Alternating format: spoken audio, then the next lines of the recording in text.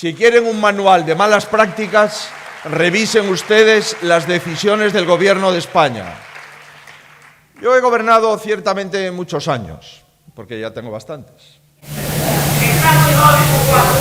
Gracias, guapa, muchas gracias.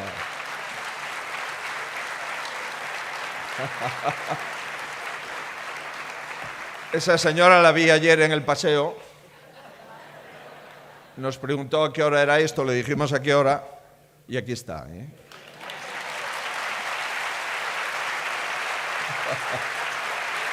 Muchas gracias. Me dijo, he ido a casa de mi hija, que está regular, a llevarle un poco de comida, y además he ido a ver el programa de Ana Rosa que usted ha hecho hoy al principio de la semana y que yo no pude verlo. Y mi hija tiene un aparato que me deja volver a ver los programas que hayan pasado. Y yo dije, oye, esta señora es verdad que tiene que ser del PP. No hay ninguna duda. Muchas gracias. Digo que me ha tocado gobernar durante algunos años. He sido consejero de la Xunta de Galicia. He tenido la oportunidad, con el gobierno donde estaba José Manuel Soria, presidido por el presidente Aznar, de estar al frente de dos instituciones muy importantes de nuestro país, el INSalud, antes de las transferencias sanitarias, y Correos, que sigue siendo la primera empresa logística de España, a pesar de los socialistas. Pues bien, digo que también he sido vicepresidente de la Xunta y presidente autonómico.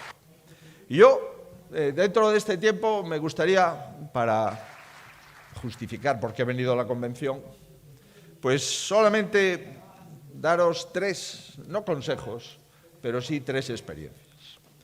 La primera es pensar en gobernar y no en figurar ni en resistir. La segunda es respetar siempre las instituciones del Estado antes que el partido político en el que militemos. Y la tercera, pensad siempre en vuestro país antes que en las próximas elecciones. Esas tres cuestiones son las que he aprendido durante todos estos años.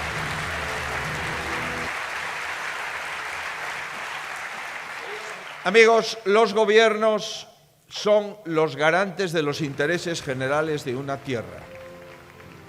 Y cuando uno toma posesión como presidente del gobierno, se olvida de la Secretaría General o de la presidencia de su partido, porque ya no se debe a su partido, se debe al gobierno de los intereses generales de su nación. Y se debe a todos aquellos que le hayan votado o no le hayan votado. Y esa es la diferencia entre ser presidente del gobierno y ser secretario general del Partido Socialista, que es una diferencia que algunos todavía no han aceptado. Amigos, esto que parece una obviedad, lamentablemente el señor Sánchez no lo ha entendido. Construyó un gabinete en el que imperan cuotas y nombres, muchos nombres, muchas cuotas, antes que talento y trayectoria de los ministros y de las ministras. Creó un gobierno inmenso, el más caro de la democracia española. En 40 años nunca ha habido un gobierno formado por dos equipos de fútbol, 22 en una mesa. El más caro de la historia en el momento de mayor dificultad económica y social de nuestro país. Creo que tener el gobierno más caro de la historia es inaceptable, pero tener el gobierno más caro de la historia en este momento es una provocación que no podemos silenciar. Y a Sánchez no le importan las malas compañías. Y esto de las malas compañías no lo he dicho yo. Lo de las malas compañías de Sánchez lo ha dicho compañeros del señor Sánchez, socialistas importantes. Y digo, decía, este socialista, que al presidente Sánchez no le importan las malas compañías, ni para llegar al gobierno, ni para mantenerse en el gobierno. El problema de poner por delante la resistencia a la gestión responsable lo estamos viendo en el día a día. No importa que ya no exista una visión de país, porque solo se beneficia a aquellos que apuntalan al gobierno.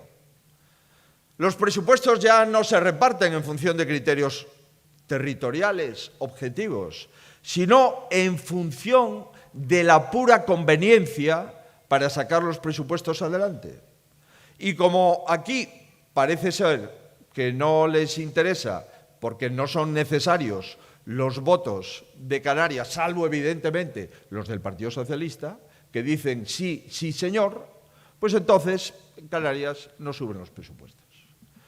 Y ya no se gobierna para la mayoría. ¿Por qué? Porque esa mayoría es rehén de las minorías. Y son las minorías las que imponen a las mayorías la política nacional. Queridos amigos, la segunda cuestión que os quería trasladar es respetar a las instituciones. Respetar a las instituciones es una manera básica de respetar a los ciudadanos. Hay gente que confunde el gobierno con las instituciones. Y los gobiernos se votan cada 4 años, pero las instituciones de la Constitución permanecen. Amigos, ha cambiado a una directora de los servicios de inteligencia de España, del CNI, por hacer lo que le mandó hacer y molestó a los independentistas que lo hiciera. Ha cambiado a la directora o al director del Instituto Nacional de Estadística porque resulta que los datos de inflación y de crecimiento económico no le gustan. Ya saben ustedes, cuando no le gusten los datos, la culpa es del contable, no es de la realidad. Y ha colocado a un militante del Partido Socialista al frente del CIS, el que nos dice las encuestas. A nosotros las encuestas del CIS nos interesan, porque son las únicas que nos dicen que vamos mal. Y necesitamos que alguien nos diga que vamos mal para intentar seguir yendo bien. Eso también es importante y es útil. Y ha colocado a un militante del Partido Socialista al frente del CIS, y ha tomado una empresa Indra y Radio Televisión Española al asalto. Al asalto para controlar esa empresa y para controlar los canales de televisión española. Y cuando un presidente no respeta las instituciones, no respeta a su país. Y cuando un presidente no respeta a su país, tiene muchas dificultades de que le respeten a él.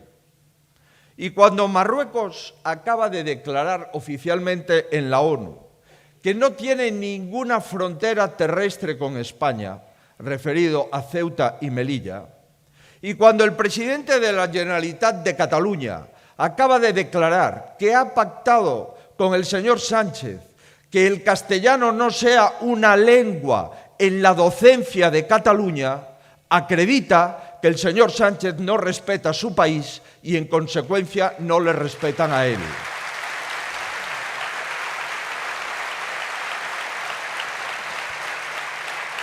Tenemos que ser muy claros en la defensa de las instituciones. Y hoy España tiene en el Partido Popular el partido que defienda las instituciones. Por eso la democracia es tan grande y es tan importante.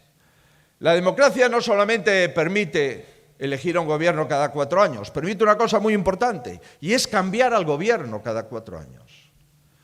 Y aquellos que representamos a España en el gobierno o en la oposición, no tenemos más objetivo que respetar a España y sus instituciones. Y hoy a España y a sus instituciones la respeta más el Partido Popular. Y la tercera experiencia que quería compartir, además de defender las instituciones y defender un país,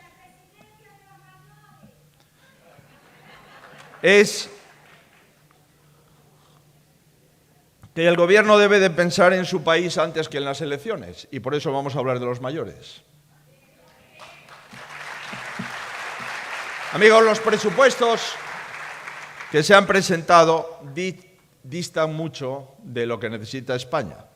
Realmente, los presupuestos que se han presentado para este próximo año electoral, es el programa electoral más caro de nuestra historia. Nuestra economía se ve lastrada por 3 dinámicas que ustedes están padeciendo. La inflación más alta de los últimos 40 años, uno de los crecimientos más bajos de toda Europa, el español, y una exorbitada deuda pública. Nunca en ningún lugar el aumento indiscriminado del gasto público, financiado con el aumento indiscriminado de los impuestos, ha realzado la actividad económica de ningún país. Nunca en ningún lugar el aumento indiscriminado del gasto público y de los impuestos ha sido la receta adecuada para parar el incremento de los precios que tenemos en este momento en España, la inflación más alta de los últimos 40 años. La economía española no tiene margen ya, no tiene margen para pedirle a la gente más dinero, no tiene margen para pedirle a la gente más impuestos, no tiene margen para pedirle a la gente el doble de impuestos para comprar lo mismo.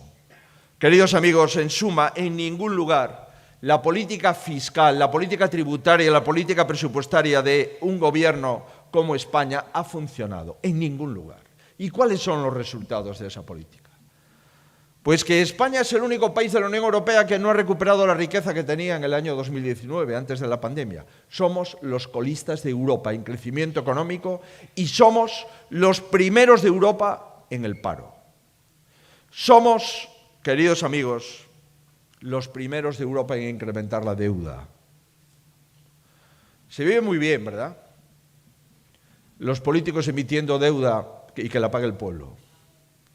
Se vive muy bien diciendo que yo soy muy solidario y le dejo toda la deuda cuando yo me vaya a la gente y sobre todo a los hijos de esa gente, porque debemos... Me niego rotundamente a que tras lo sufrido en Gran Canaria o Tenerife con los incendios, tras el volcán de La Palma o tras la crisis sanitaria, haya quien quiera dar lástima. Me niego a que alguien quiera dar lástima en lugar de plantear soluciones. A la política venimos a servir y no a servirnos. A la política venimos a darlo todo, a dar lo mejor de cada uno de nosotros. Y díganme otra cosa. Tras el volcán de La Palma, ¿alguien de ustedes ha escuchado decir el pobre Mariano lo que ha tenido que sufrir? Tras el volcán de La Palma, ¿alguien de ustedes ha escuchado decir, pobre Noelia, lo que ha tenido que pasar?